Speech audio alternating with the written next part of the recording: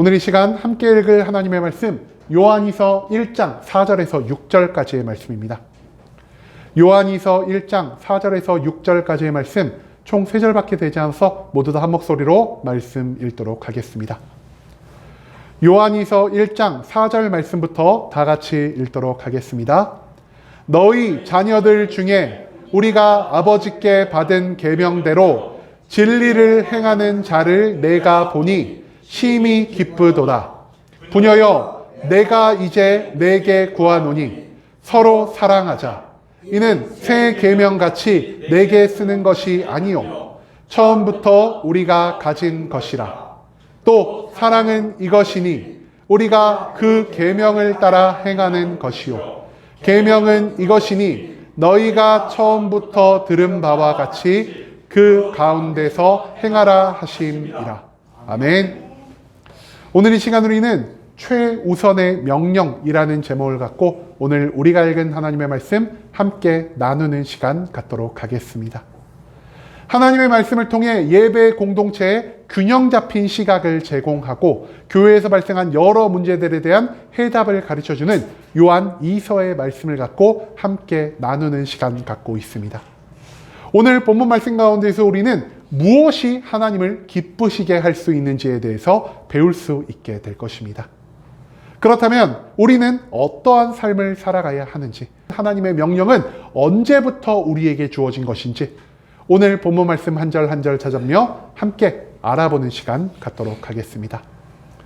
먼저 본문 4절 말씀에서 성경이 이렇게 기록합니다. 너희 자녀들 중에 우리가 아버지께 받은 계명대로 진리를 행하는 자를 내가 보니 심히 기쁘도다.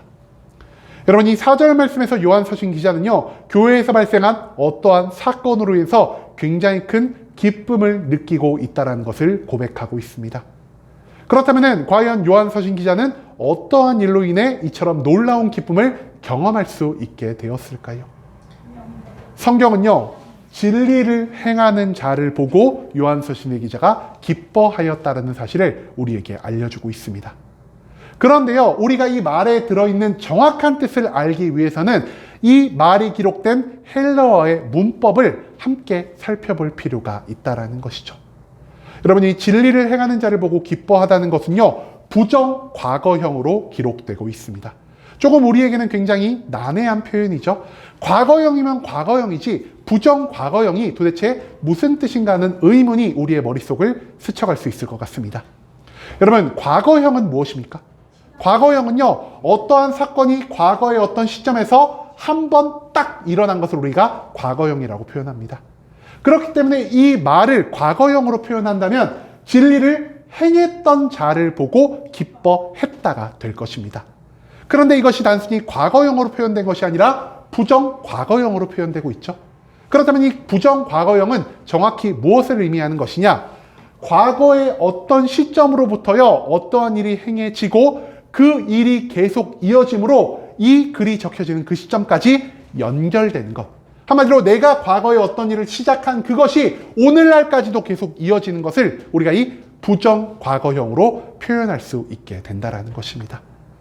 그렇다면 이 진리를 행하는 자를 보고 기뻐하다를 부정 과거형으로 바꿔 놓는다면 우리는 요한 서신 교회에 어떤 일이 발생하였는지를 찾아볼 수 있게 된다는 것이죠. 여러분, 성경은요, 요한 서신 교회가 진리를 행하는 것을 과거에 한 번만 행하는 것으로 만족한 것이 아니라 과거로부터 시작해 이 말씀이 적혀지는 그 시점까지 계속해서 행하고 있다는 것을 강조하고 있습니다. 한마디로 내 기분에 따라서, 내 마음에 따라서 내가 한 번만 진리를 행하며 살아가는 것이 아닌 내가 기쁠 때나 슬플 때나 내가 힘들 때나 내가 축복받을 때나 그 모든 상황 가운데서 계속된 진리의 행위가 요한서신 교회 가운데 발생하고 있다는 사실을 우리가 이 말씀을 통해서 찾아볼 수 있게 된다는 것이죠. 그런데요, 왜 요한서신 기자는 이 진리를 행하는 것이 계속 이어지는 것으로 인해 기뻐하고 있는 것일까요? 우리가 이것을 온전히 알기 위해서는요, 요한서신 기자와 요한서신 교회의 관계성을 먼저 알아볼 필요가 있다는 것입니다. 여러분, 요한서신 기자는요, 현재 이 교회에 함께 머물러 성도들과 같이 하고 있지 않습니다.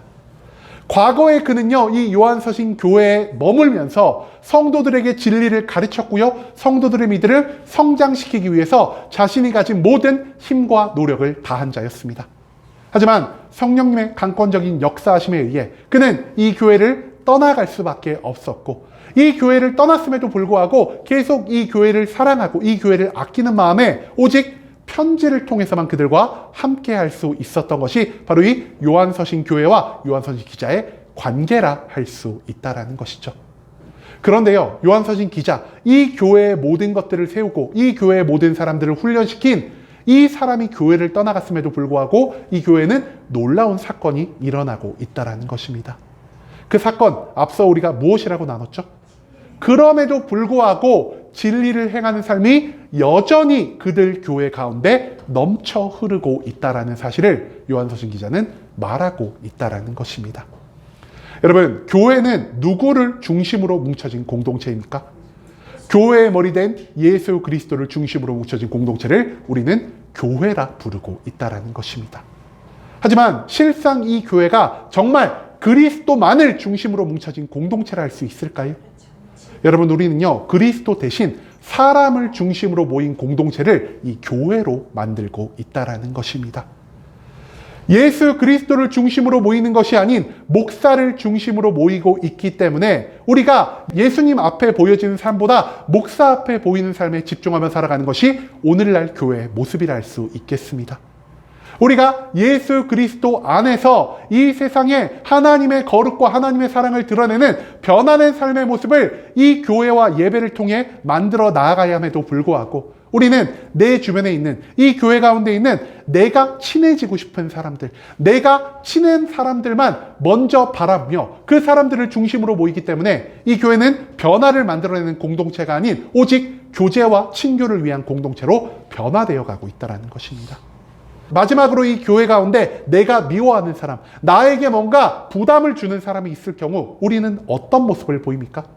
그럼에도 불구하고 예수 그리스도만을 바라며 이 교회 가운데에서 내가 저 사람을 사랑하고 용서하고 품는 삶을 보이는 것이 아닌 내가 마음에 들지 않는 사람이 그곳에 있기 때문에 교회를 떠나 다른 곳으로 이동하는 이러한 삶의 모습을 우리가 종종 보이고 있다는 것이죠.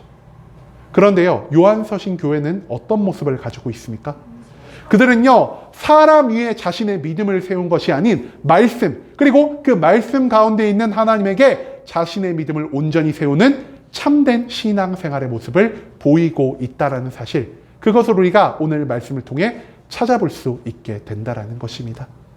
그렇기 때문에 요한서신 교회의 중심을 이루고 있던 그 교회의 모든 진리를 가르치고 그 교회의 모든 성도들의 신앙을 성장시킨 요한서신의 기자가 그들과 함께하지 않더라도 말씀 가운데 있는 하나님과 함께함을 통해 그들은 계속적으로 진리를 행하는 삶을 반복할 수밖에 없었다는 사실을 우리는 오늘 이 본문 말씀 가운데에서 찾아볼 수 있게 된다는 것이죠.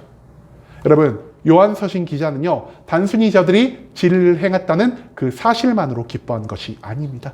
그들의 믿음이 사람 위에 세워진 것이 아니라 말씀 가운데 있는 하나님 안에 온전히 세워졌기 때문에 그것으로 인해 이 세상 무엇보다 기뻐하고 즐거워하며 있다는 사실을 우리는 이 4절 말씀을 통해서 배울 수 있게 된다는 것이죠. 그 다음 이어진 5절 말씀에서 성경이 이렇게 기록합니다. 부녀여, 내가 이제 내게 구하노니 서로 사랑하자. 이는 새 계명같이 내게 쓰는 것이 아니요 처음부터 우리가 가진 것이라. 그렇다면 요한서신 교회가 온전히 지켜오고 있는 이 진리의 행위는 과연 무엇이라 할 수 있을까요? 오늘 본문 5절 말씀에서 요한서신 기자는 진리의 계명이 가리키는 것을 서로 사랑하자는 것으로 명백하게 규정하고 있습니다. 여러분, 하나님이 성경 속 모든 말씀을 통해 우리에게 가르치고자 하시는 단 한 가지 무엇이라 할 수 있겠습니까? 바로 사랑이라 할 수 있다는 것입니다. 성경 가운데 하나님이 무엇을 통해 이 사랑을 가르쳐주고 계십니까? 하나님은요, 인간의 창조 기사를 통해 자신의 사랑을 우리에게 가르쳐주고 계십니다.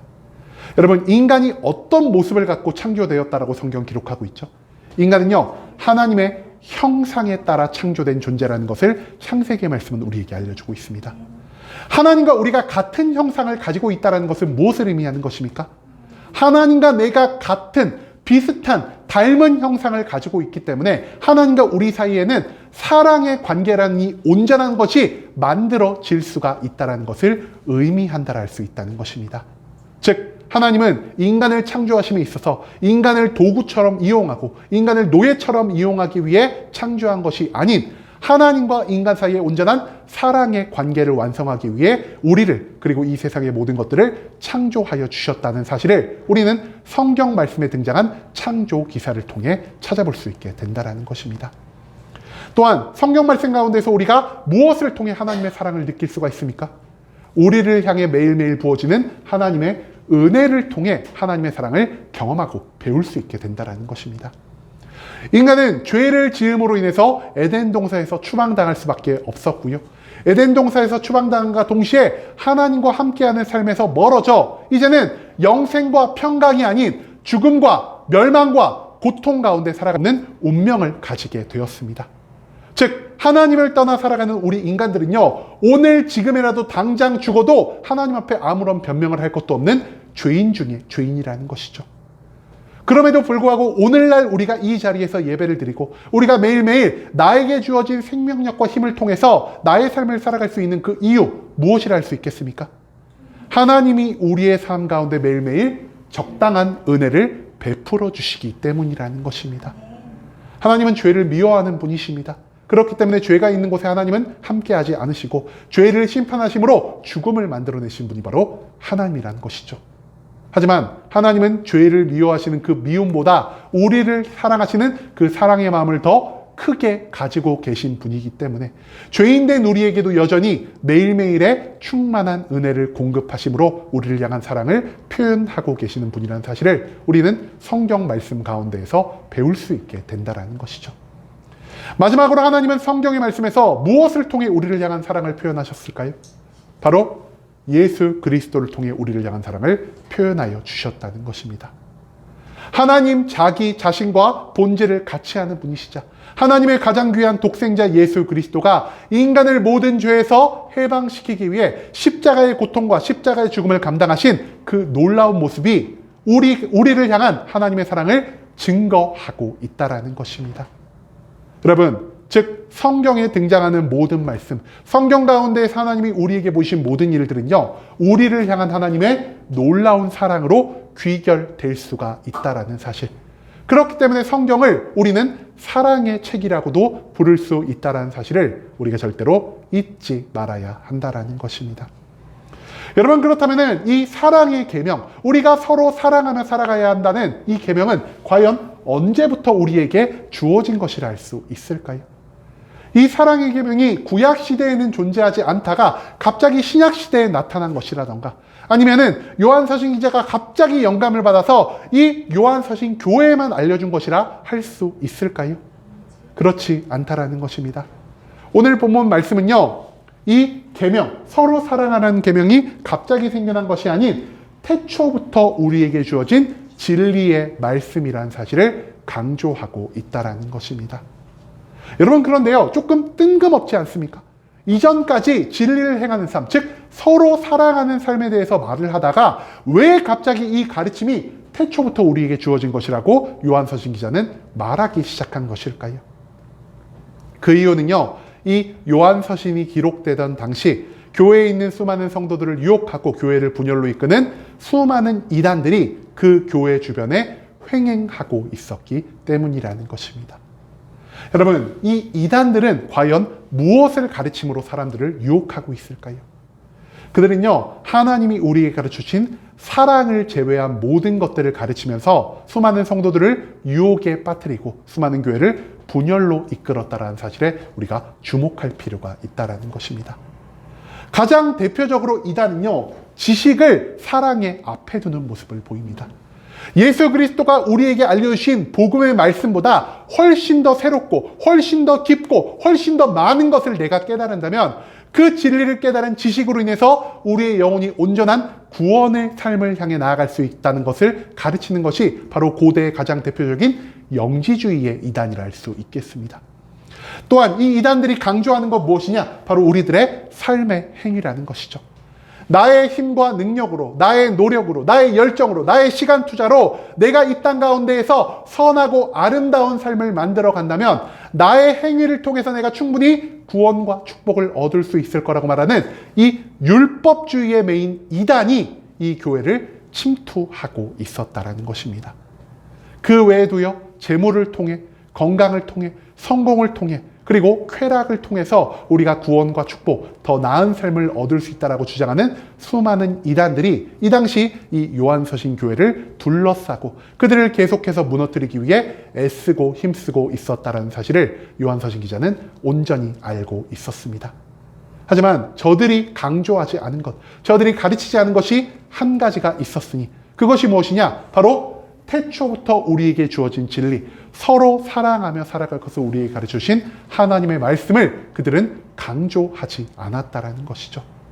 그렇기 때문에 요한서신 기자는요, 지식이나 행위나 그 외의 새로운 모든 것에 우리가 매여 우리가 그것에 미혹된 삶을 살아가는 것이 아닌 태초부터 가장 처음부터 하나님이 우리에게 주신 완전한 가르침, 성경의 모든 것을 담고 있는 그 가르침인 사랑하며 살아가는 것을 통해 하나님 한 분만을 바라볼 것을 우리에게 요청하고 있다라는 것입니다. 마지막 본문 16절 말씀에서 성경이 이렇게 기록합니다. 또 사랑은 이것이니 우리가 그 계명을 따라 행하는 것이요 계명은 이것이니 너희가 처음부터 들은 바와 같이 그 가운데서 행하라 하심이라. 여러분, 그렇다면 서로 사랑하며 살아가는 것은 정확히 무엇을 의미하는 것이라 할 수 있을까요?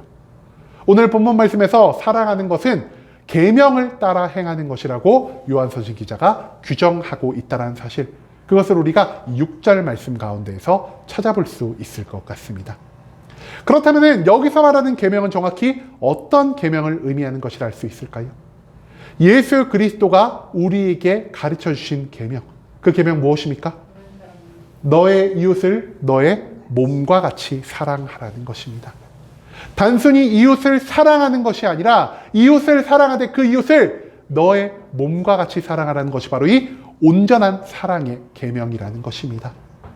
여러분, 그런데요, 우리의 힘과 능력으로 이웃을 온전히 사랑하는 것을 할 수가 있을까요?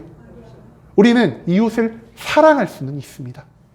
나의 기분에 따라, 나의 의지에 따라, 나의 노력과 열정에 따라 사랑의 일정 수준에까지는 이룰 수 있지만 예수 그리스도께서 우리에게 원하신 참되고 온전한 사랑, 즉 나의 몸과 같이 이웃을 사랑하는 그 경지에 이르기까지는 우리의 힘과 능력으로 그 모든 것들을 이룰 수가 없다라는 것입니다. 그렇다면 우리가 어떻게 해야만 이 온전한 사랑의 계명을 성취하며 살아갈 수 있을까요?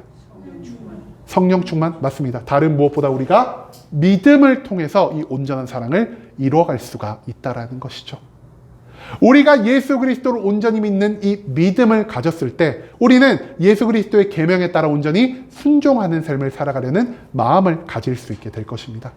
그리고 내가 그리스도의 모든 말씀에 따라 살아가기 위해 하나님께 기도할 때 하나님은 성령의 충만을 통해 우리에게 사랑할 수 있는 능력을 공급하여 주실 것이요, 하나님이 주시는 사랑할 수 있는 능력이 성령의 은사 가운데 우리에게 주어졌을 때, 성령의 열매 가운데 우리의 삶 가운데 나타났을 때, 그제 우리는 예수 그리스도께서 우리에게 명령하신 것처럼 내 이웃을 나의 몸과 같이 사랑하는 온전한 사랑을 성취하며 살아갈 수 있게 된다는 사실, 그것을 오늘 본문 말씀은 우리에게 강조하고 있다는 것입니다.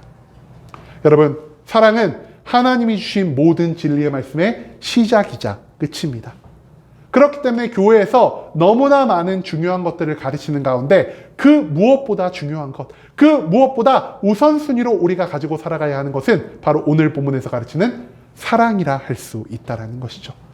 그렇기 때문에 성경에서도 말하고 있죠. 믿음과 소망과 사랑, 이 세 가지 중 가장 중요한 것이 무엇으로 성경은 말하고 있습니다. 오직 사랑이라 규정하고 있다는 것입니다.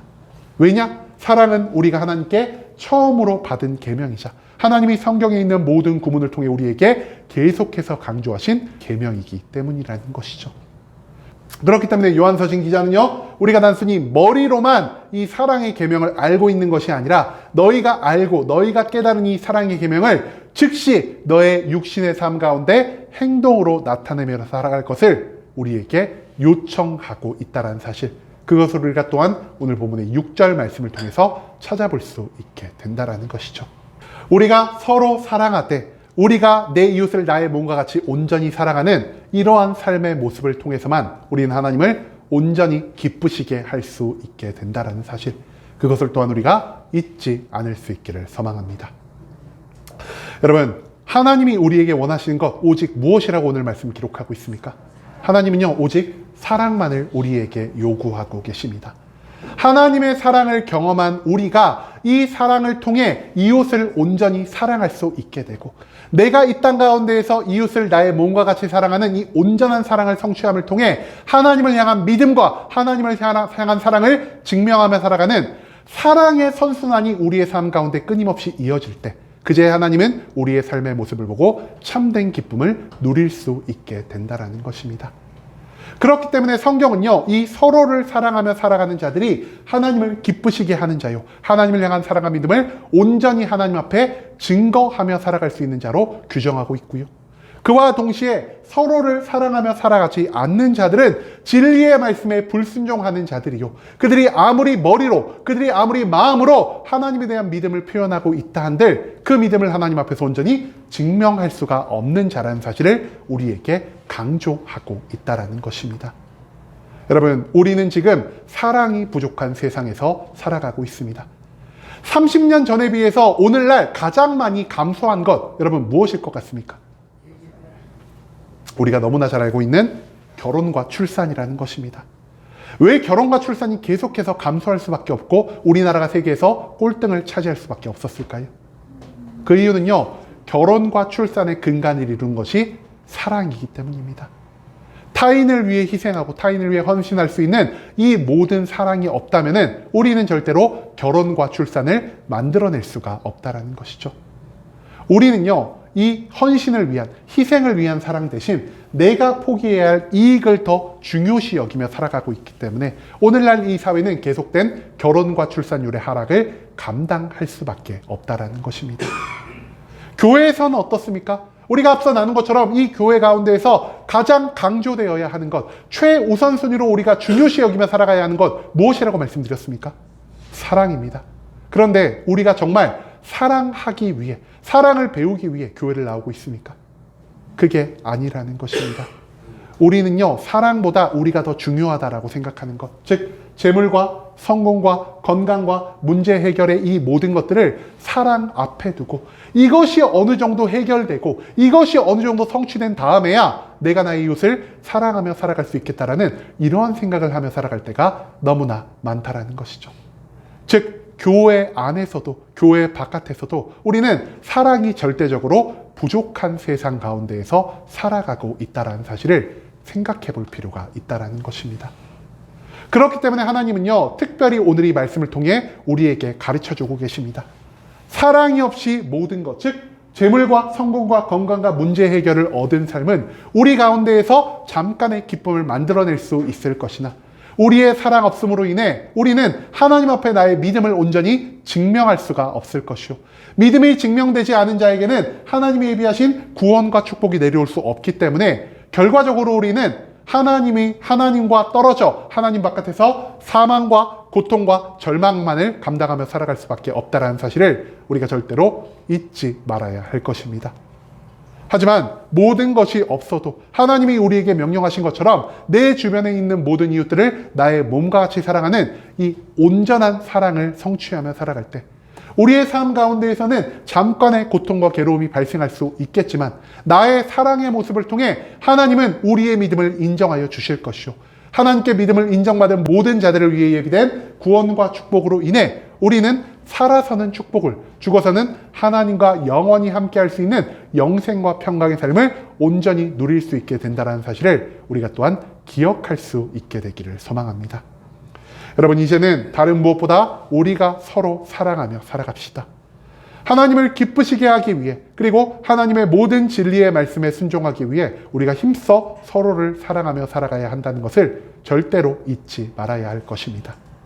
모든 것을 갖추어도 사랑이 없는 삶은 하나님의 심판과 멸망을 불러올 수 있지만 모든 것이 없어도 사랑이 넘치는 자에겐 하나님의 축복과 하나님의 구원이 예비되어 있음을 기억하므로 이제는 이 땅에서 다른 어떠한 것보다 우리의 삶에 사랑을 최우선으로 두고 살아갈 수 있는 순복음 함께하는 교회 모든 성도님들이 될 수 있길 간절한 마음으로 소망하겠습니다.